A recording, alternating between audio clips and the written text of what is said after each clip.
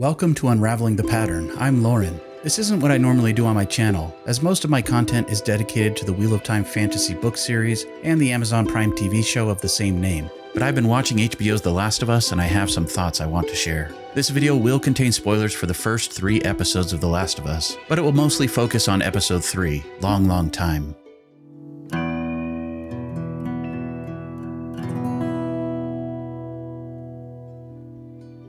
I know many people say they aren't into zombie apocalypse type shows, but I really think you should give this show a shot. It's so much more than a post-apocalyptic story. Yes, it can be scary at times. It definitely has a lot of adult content and themes, but that's what I love about stories like this. To me, sometimes more mature content gives a better insight into the human condition. This show is about love and loss and growth and learning to love again. Some of these themes are present in the Wheel of Time story as well, which I think is partially why I'm such a big fan of both. I also absolutely loved part 1 of the Last of Us video game series. I still haven't played part 2, but it's definitely on my list before season 2 of the show comes out. Anyway, this might be a bit of a stream of consciousness where I'll try to make sense of all of my thoughts, but I couldn't stay silent since I'm just so impressed by the show so far. And if you know anything about my channel, you know that I love episode deep dives and breakdowns and other content that helps me see things I hadn't previously picked up on. I was particularly inspired by this video from Screen Crush, which is a channel I admire and try to emulate with my own content and attention to detail, as well as the official Last of Us After Show podcast. These were super helpful in giving me a deeper insight into the show and to understanding the purpose of why they made some of the choices that they did. Specifically, I'm so impressed with the story of Bill and Frank and how it made me reflect on my own life and purpose. Now, I know for some people, an episode like this can be controversial due to the nature of the same-sex relationship that unfolds. But to me, I really believe this story couldn't have been told any other way. It just wouldn't have been as impactful with a hetero couple, in my opinion. That said, I also know enough about YouTube at this point to say that if you've come into the comments to complain about the show and say something like it has some sort of agenda or that it's politically motivated, this video probably isn't for you. Using terms like woke isn't helpful and doesn't add anything to the conversation. My hope is that if you have certain strong beliefs about these sorts of topics, that we can have a civilized conversation and learn from each other how to be better people, rather than constantly trying to divide and be hateful.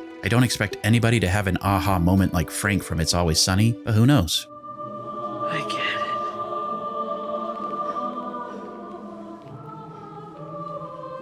I get it. Actually, this is one of the beautiful lessons I learned from this episode, and I've been learning more and more in my own life. My end goal is to try to be a better person and to grow out of the bubble I was raised in. I want to understand people who are different from me and who have different worldviews than I do because it makes my life more rich and meaningful, and ultimately it increases love and kindness in my heart, in my family, and hopefully everywhere. This is also why I love the Wheel of Time and the diversity that it represents. It's literally about a tapestry or threaded pattern where people of all types have their lives woven together into the vast and complex weaves of history, and the world is ultimately better for it. Perhaps if you're hearing this and rolling your eyes, you can look beyond politics and learn something important from The Last of Us show. Or feel free to skip this video, I won't be offended. But please give the video a like and remember to subscribe before leaving.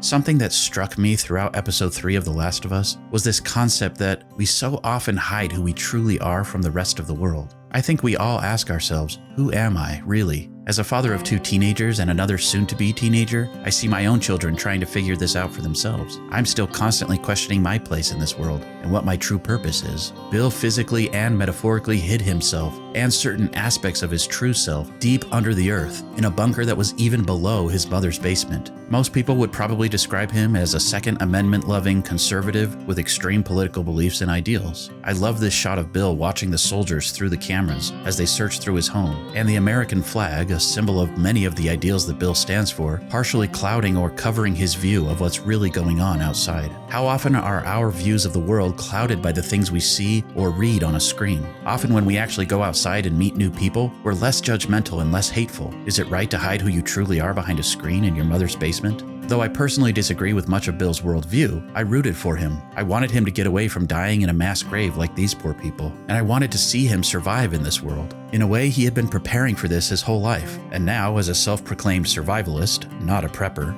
he got to sort of live the dream and support himself in a self-sustaining world of his own creation without the burden of other people. Bill seemed so excited to live his best life, alone. In a way, he buried certain aspects of his true self so deep that it would have taken a miracle or an act of God to bring them to the surface. Cue Frank's surprise entry into Bill's life.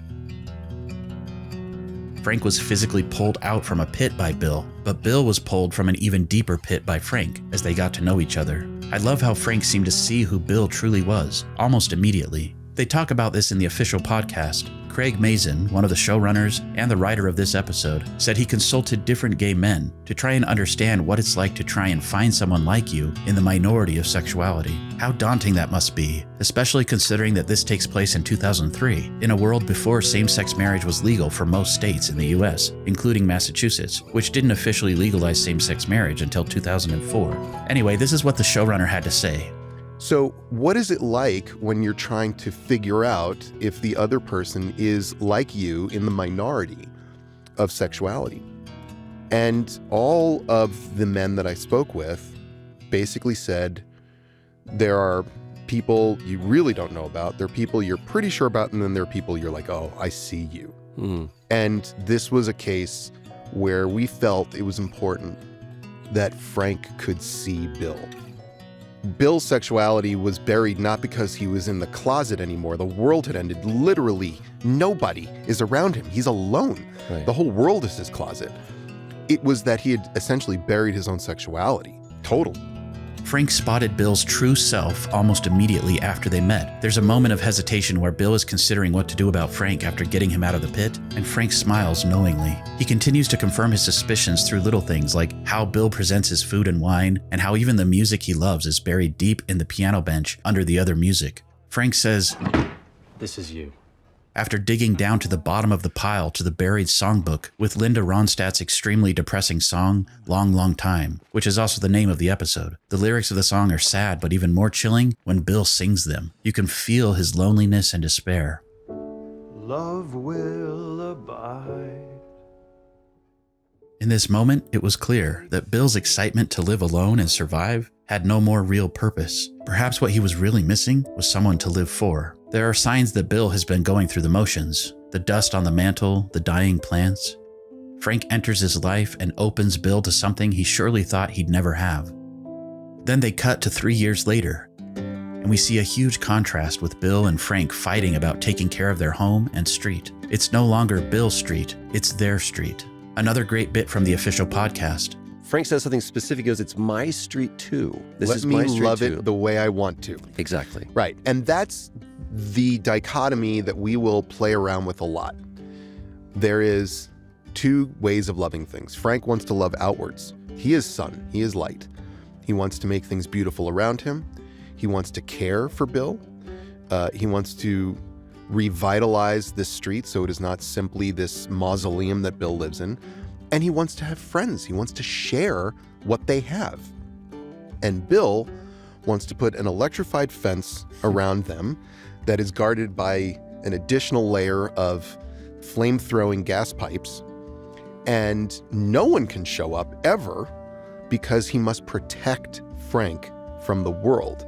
And as it turns out, both of those loves are required. But one of those loves is likely to get you in trouble more than the other. Bill and Frank aren't the only ones in the show who hide things about themselves in a basement. In this episode, we literally see Ellie jump into a basement and find one of the infected stuck under some rubble. I find it interesting that she sort of toyed with it and it almost seemed to communicate with her, or not be interested in her as lunch, but as an equal. It reminded me of how the creepy infected responded to Tess in the previous episode. She was already infected at that point, and instead of trying to bite her, it weirdly yet sort of lovingly shared a kiss with her, which sort of implied that even the fungus that infects others is spread through affection. In a strange way, it was a twisted act of love. It isn't a mistake that they show parts of the fungus or cordyceps living underground. It too buries its true self in an attempt to hide in the shadows. It's weirdly human and inhuman. There's this great visual metaphor throughout the series so far of light and shadow and bringing your true self into the light. Look at this scene from episode 2 when the infected are shying away from the sunlight, hiding in the shadows. Or this scene where Ellie is in the light and Tess sort of stands between Ellie and Joel, between the shadows. Anyway, back to this scene with Ellie and the infected in the basement. Ellie's character is really interesting to me so far because she has this sort of innocence about her.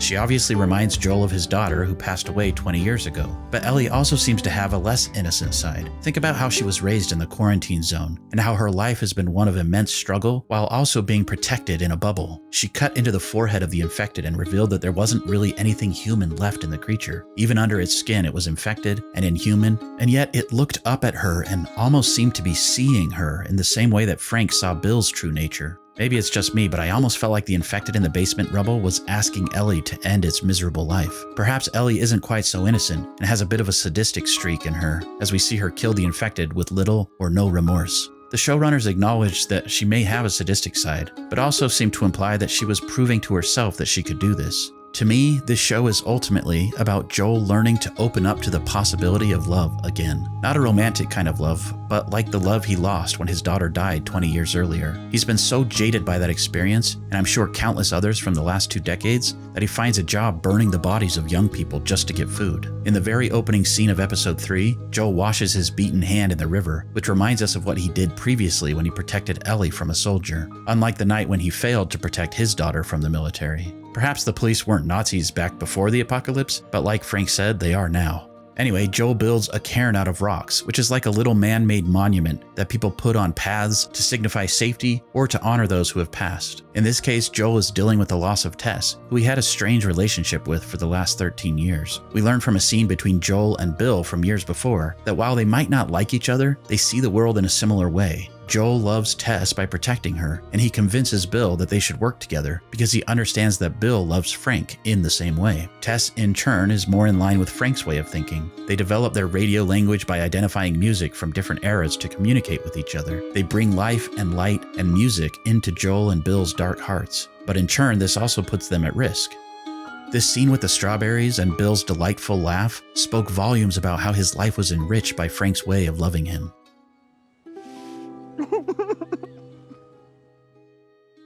In the present, Ellie is growing on Joel. Ironically, like the infectious tendrils, she's spreading into Joel's heart and could infect him. Maybe Joel is starting to realize that he has a second chance to protect someone. I love how Joel often looks down at his watch, which is clearly broken, just to remind himself why he's still helping Ellie. He also is doing it for Tess, because she saw the light in Ellie and she had hope for a better world. While Joel and Ellie are very much hiding parts of their true selves from each other, I think they will bring each other out of their metaphorical basements and will help each other to better see the light of a better world.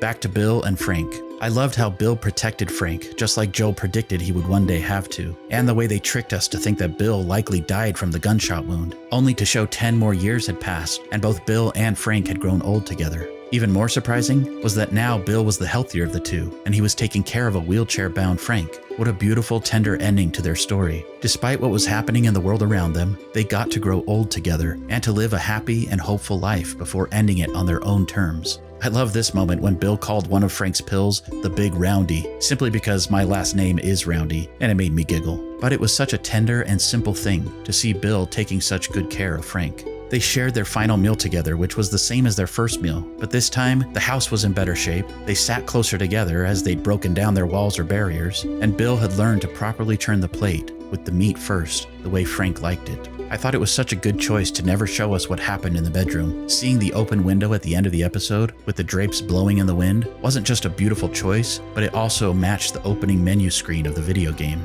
The lesson to me is to remember that the world is bigger than you and me and the houses we live in. We sometimes think that the world is a terrible place and that it's only getting worse, that everyone is against us. We sometimes believe that our best course of action is to batten down the hatches and protect ourselves and loved ones by putting a metaphorical fence of ideals around us as a sort of protective barrier. But I believe there's light and beauty out there in the world, if you're willing to open your window or your heart to it and to others, and to try and come out of your dark basement and be who you truly are. You, me, and all of us will be better for it.